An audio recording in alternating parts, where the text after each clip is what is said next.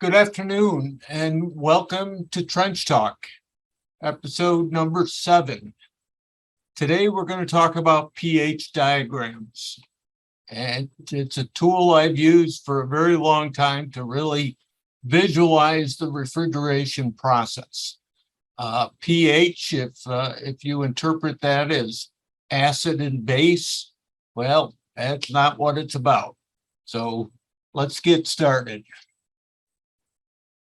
Today's agenda, we're going to explain what a pH diagram is, and then walk you through the various processes that occur in a refrigeration system, from compression to condensing to expansion and evaporation, the 4 processes in a vapor compression refrigeration cycle.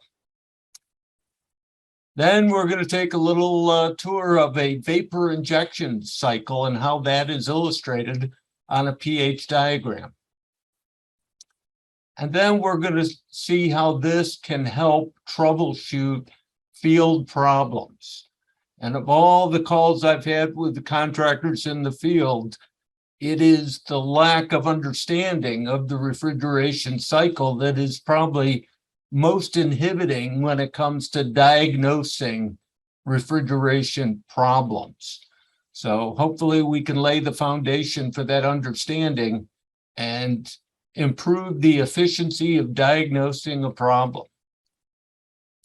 And hopefully at the end we'll have some time for questions and answers, and certainly put them in the chat window, and at the end we'll go back and identify those questions and try to answer them. So what is a pH diagram? First P is pressure, and it's key to understand the difference between absolute pressure and gauge pressure. So absolute is 14.7 psi higher than gauge pressure. But in the field, you're always using gauges.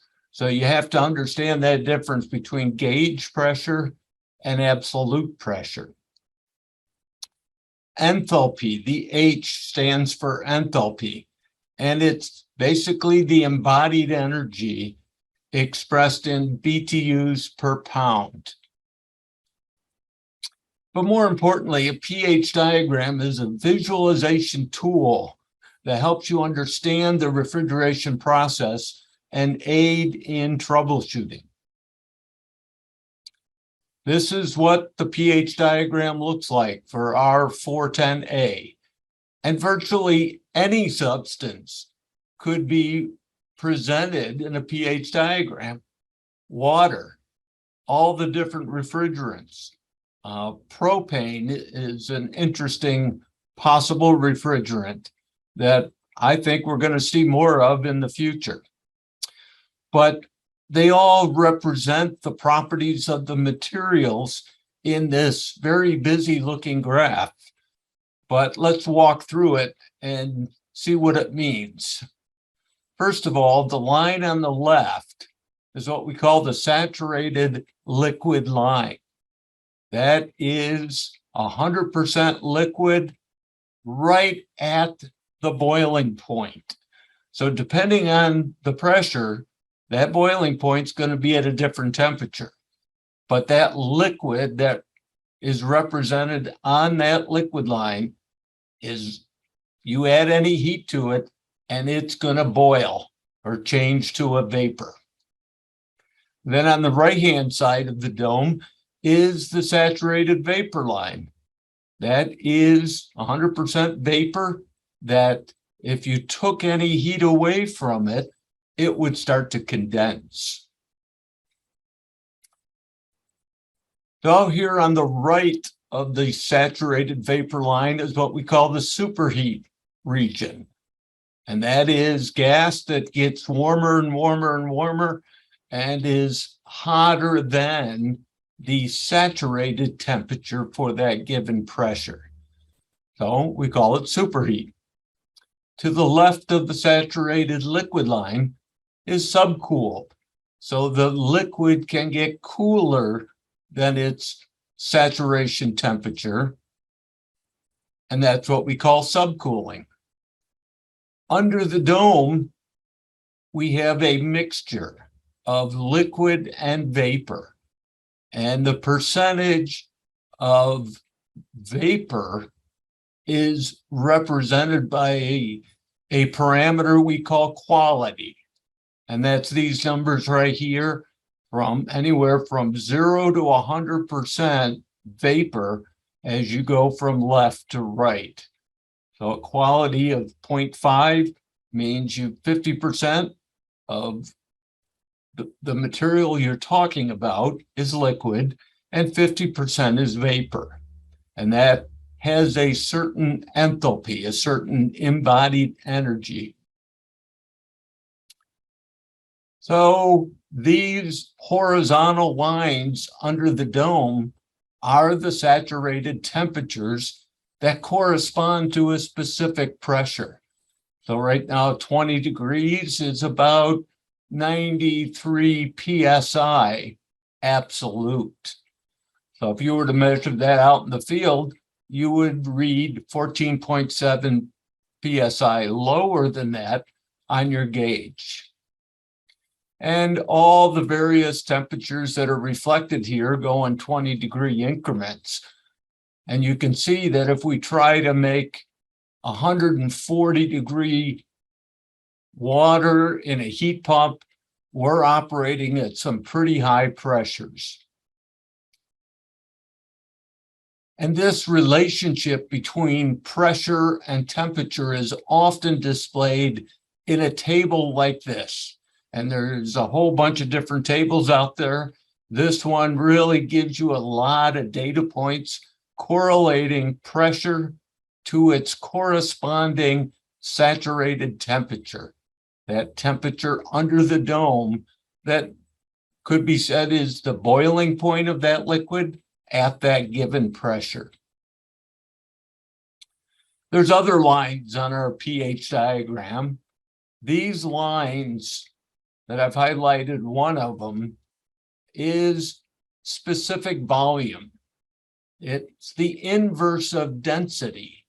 So if we have a specific volume of 0.5 cubic feet per pound, it's a density of 2 pounds per cubic foot. And this is key in understanding why the capacity of the heat pump falls off as our suction pressures drop. It's because the density, the gas becomes less dense. And compressors are a fixed volume pumping machine. So they're moving so many cubic feet a minute or so many cubic feet an hour of volume. So if our density drops, we're going to pump less refrigerant, and therefore our capacity falls off. This is true for water source heat pumps. It's true for air source heat pumps. Now, quite often, the way we enhance capacity at lower pressures is to oversize the compressor and run it at higher speed with a variable speed drive. That will increase our volume flow and allow heat pumps like air source heat pumps that as the outdoor temperature drops so dramatically, especially in our neck of the woods, you get down to 5 degrees or 5 below 0 Fahrenheit, and the density of the refrigerant is really falling off. But we can ramp up the speed of the compressor to make up for that. And that's how air source heat pumps such as the Hyperheat or the Max Heat maintain higher capacities at lower outdoor air temperatures. But it's that relationship that's illustrated on this pH diagram of how density gets lower as pressures decrease. Another line on this chart is entropy. Now, I'm not going to go too deep in entropy because we can get hung up in the philosophy of the decreasing entropy of the universe, but entropy is nothing more than a reflection of a reversible process, or what they call adiabatic, that no heat transfer is going to take place. We're simply going to undergo a process. Now, when we compress a gas, there's some inherent inefficiencies caused by friction, caused by re-expansion volume in the compressor.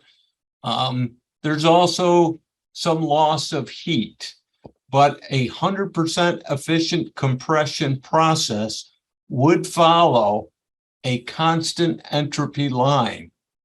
If it's less efficient, as the efficiency falls off, it generally, that slope of that line has to go further to the right because it's inefficient. However, we're also losing heat from the compression process to the cooler gas inside the compressor shell. So that would tend to bring back the slope of the line to the left. So the heat loss and the inefficiencies sort of offset each other, and we can pretty much compress a gas almost at constant entropy, but not perfectly. Let's look at a specific compression process. And in this case, we're going to look at compressing a gas. It's at a 35-degree saturated suction temperature. So that means under the dome, there'd be a horizontal line here at about 35 degrees. So that's where we're at. And that corresponds to 108 psi.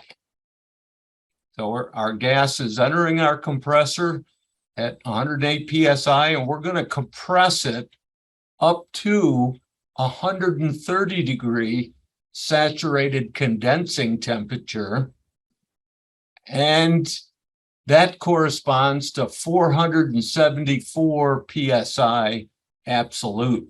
Now you can take the high pressure, divide it by the low pressure, and that's what we call a compression ratio. And if you're an equipment designer and looking at the compressor details, then the compression ratio is pretty important to understand.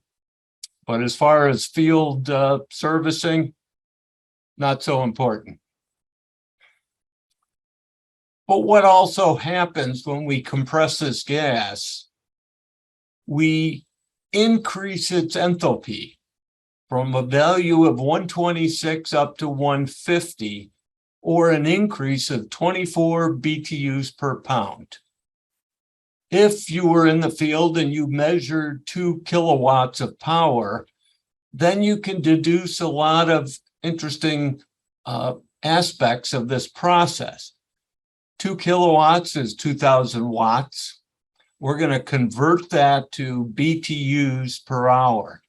So 2 kilowatts times 3412, 6,824 BTUs per hour. Now, each pound of refrigerant is changing enthalpy by 24. So we divide that out, and it tells us we're pumping 284 pounds per hour of refrigerant. Now, from the density data, we can take the inverse of the specific volume and get a density of 1.92 pounds per cubic foot. And from that, we can derive that the displacement of the compressor is 284 pounds per hour divided by the density, or 148 cubic feet per hour. Again, it's helpful to understand that, but it's not very helpful from a quantitative standpoint in the field. But understanding it, I think, is important to diagnose system problems. The next step in our refrigeration process is condensing. And in this example, we're going to condense our superheated gas that in this case is starting off at 208 degrees. We're going to cool it down to 130 degrees. Where it condenses to a liquid, and then is further cooled to a subcooled liquid at about 110 degrees, or 20 degrees of subcooling. So that we can see in our pH diagram right here. For all practical purposes, this condensing is taking place at a constant pressure, but technically there will be a pressure drop associated with the refrigerant traveling through the heat exchanger. So, but that's a relatively minor loss of pressure compared to the magnitude of pressure we're operating at. So that's subcooling. Another way to look at condensing is we're going to decrease the enthalpy from 150 BTUs per pound down to 58, or reduce it by 92 BTUs per pound. And from our compressor calculations, we knew we were pumping at a rate of 284 pounds per hour. And this translates into a heat output. If you're in the heating mode, we call that capacity. If you're in the cooling mode, we call it the heat of rejection. So we do the math of 92 BTUs per pound times 284 pounds per hour, and we get that heat output of 26,128 BTUs per hour. The next step as we go around our refrigeration cycle is expansion. And it's essentially a constant enthalpy process where high pressure energy, the embodied energy at this point, gets transferred to a mixture of a certain amount of liquid over here at its embodied energy and vapor over here at its embodied energy. So the net enthalpy of that fluid didn't change. We have simply reduced the pressure, and the energy that was embodied at that high pressure went into changing the quality of the mixture. So in this case, we're at about a 32, 33% quality, or we have 32 to 33% vapor, and the rest is liquid.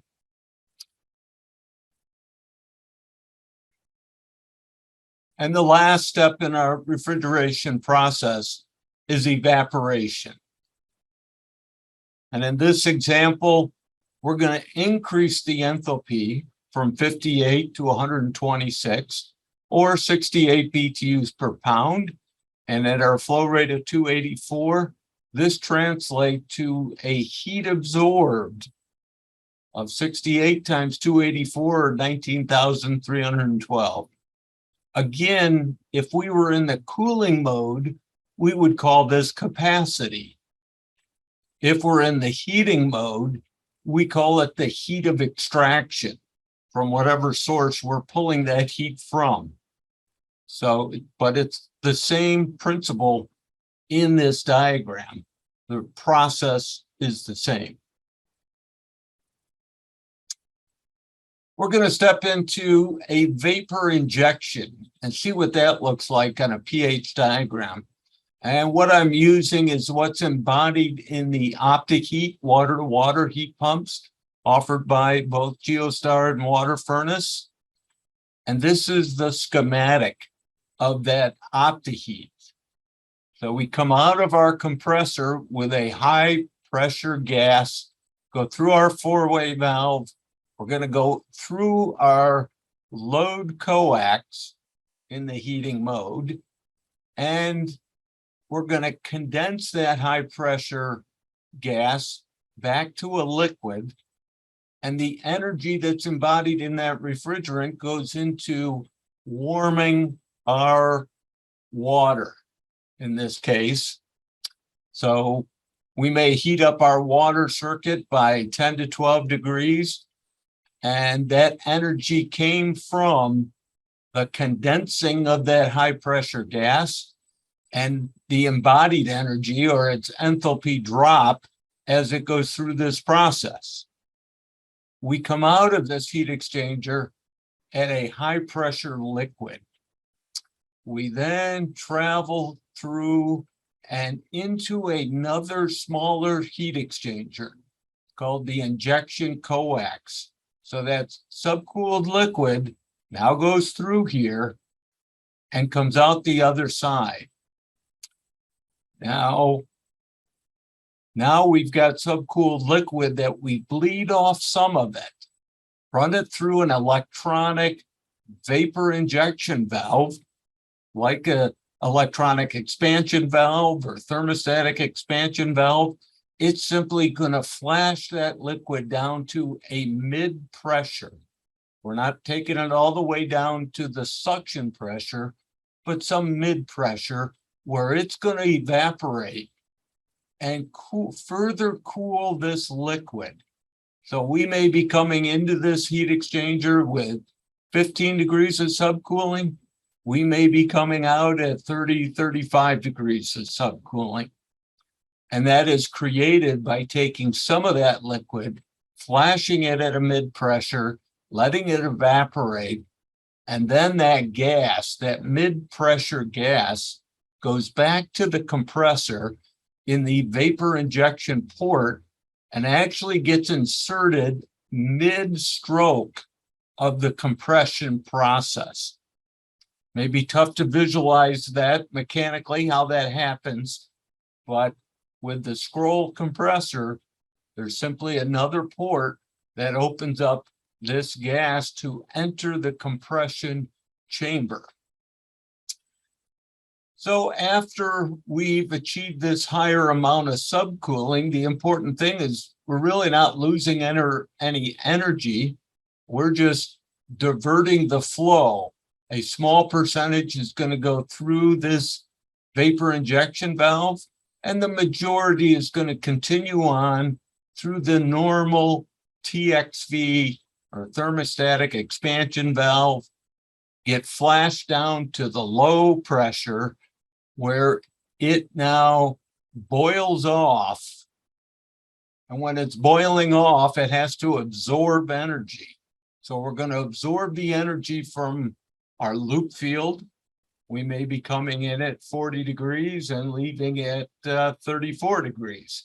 So that energy is what causes this refrigerant to boil off and travel back through our four-way valve back into the suction port of the compressor.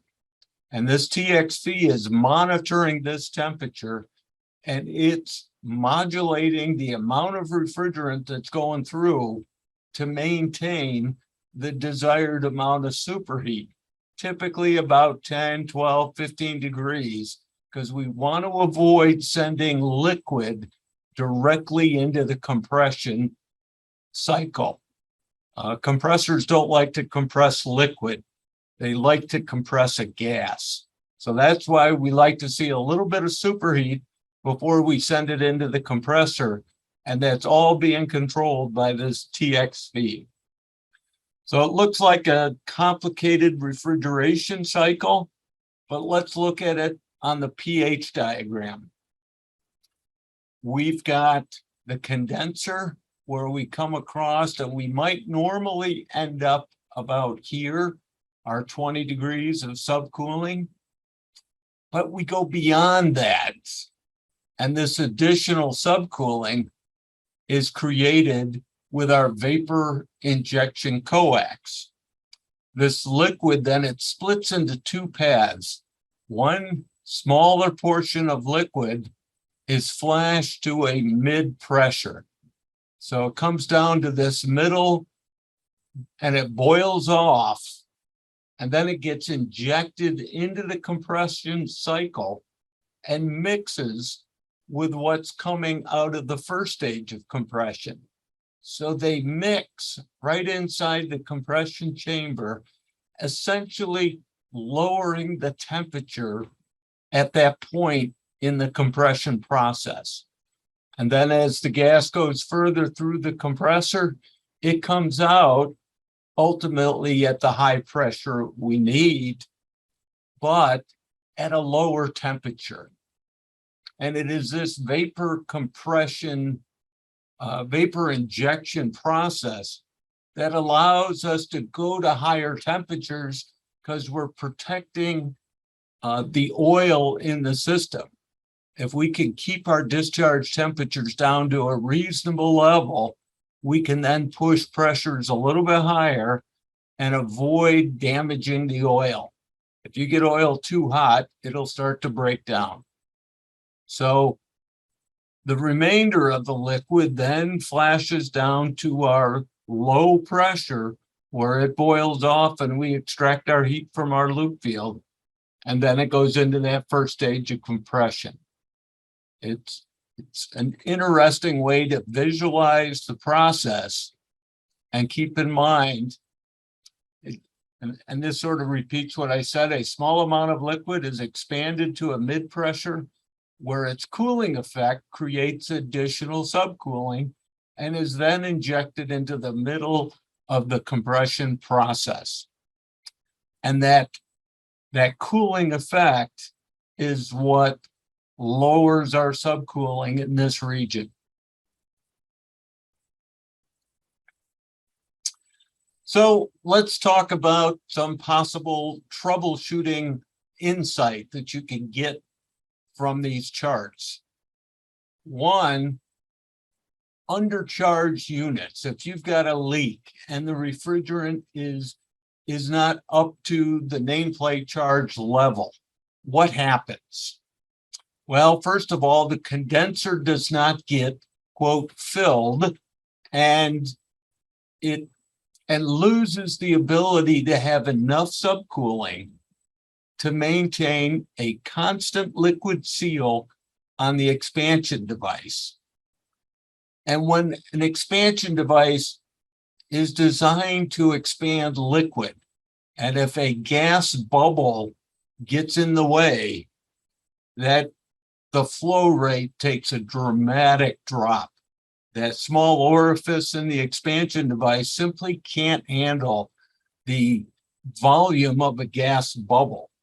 And as a result of that, the evaporator is starved. So what happens? Well, one, our suction pressures drop because our compressor is keep pulling so many cubic feet an hour that if we can't feed it enough refrigerant, it's simply going to suck that suction pressure lower. And we're also going to see more superheat because we can't feed that evaporator enough refrigerant, and you're going to get more superheat. Because entering our compressor has decreased in density, our compressor is not going to pump as much. Therefore, the load on our condenser is going to decrease. So not only will the suction pressure drop, the condensing temperatures will also drop. So when you're out in the field and you're taking measurements, you can measure subcooling, you can measure superheat, and a loss of charge or lower than optimal charge will always present itself as sort of less than acceptable subcooling and a larger than expected amount of superheat. So they go together under a loss of charge scenario. The next thing we want to look at is what if the TXV is failing to open? And that is a question I get all the time. When things don't look right, is it because the TXV is bad or because we lost some refrigerant? And understanding this pH diagram will help you answer that question in the field. When a TXV fails to open properly, it could be plugged with some debris in the system, simply could have lost its own charge if it's a conventional thermal expansion valve, but any number of reasons a TXV may fail to open properly. And what happens is the liquid refrigerant backs up into the condenser. it makes the condenser less efficient at getting rid of heat. So it causes the high subcooling as that liquid accumulates in the condenser. But the evaporator is starved because the TXV is not allowing it to flow properly. And it results in low suction pressure and high superheat, but also increased subcooling. So our process will look like this, which is certainly different than a loss of charge. We will measure higher subcooling. Our superheat's still going to be high, but if you connect increased subcooling with high superheat, chances are it's a TXV that's failed and not simply a loss of charge. Another condition we can look at. What if our pump fails or is not flowing to a high enough level on the source side? So we have little or no heat transfer, results in the TXV closing down. So if we've lost the ability to contribute heat, enough heat to boil the refrigerant, and we're not boiling off all that refrigerant, our superheat is going to drop to 0, and therefore the TXV is going to close. It's a natural mechanism of that TXV. So the TXV closing down, it's trying to maintain superheat, resulting in a suction pressure dropping. So now we have to, the suction pressure will naturally respond. That compressor is going to keep drawing gas. And because we can't boil it off fast enough, it's inherently trying to increase the temperature difference from our source, the water, and our saturated suction temperature. So suction pressure drops, density decreases, our refrigerant flow rate decreases, and head pressure also drops. So our new process curve will look something like this. So various visualization of what's going on inside the system can help save you time in the field. I want to give credit to RSES, who was doing some searching on the internet to find articles reflecting this. And Charlie's going to drop this link into the chat box, which would allow you to read this article. And it goes deeper into other refrigerants, but I thought it was an excellent display of the importance of understanding pressure enthalpy charts. And from their own summary, this is what their conclusion is. The calculation of refrigerant properties using pressure enthalpy diagrams gives only theoretical answers, but they can be of real help in many application problems. Use of the diagram, for example, can give a picture of the entire refrigeration cycle and the connection of one part to another.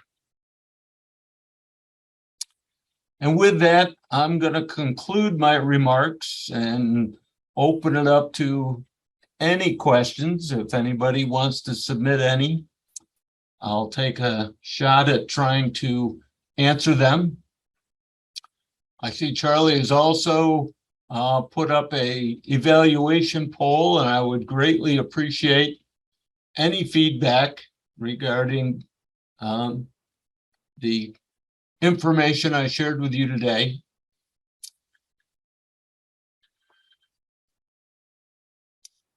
So at this time, I don't see any questions. We can let you all go home early if you'd like. I appreciate you filling out our short evaluation poll. And certainly you can go to our website, and if you've got any ideas for future trench talks, I'd love to accommodate you and talk about what's of interest to you guys. So with that, still no questions in the chat box. So we're going to call it a day. Thank you very much, and we'll see you a month from now.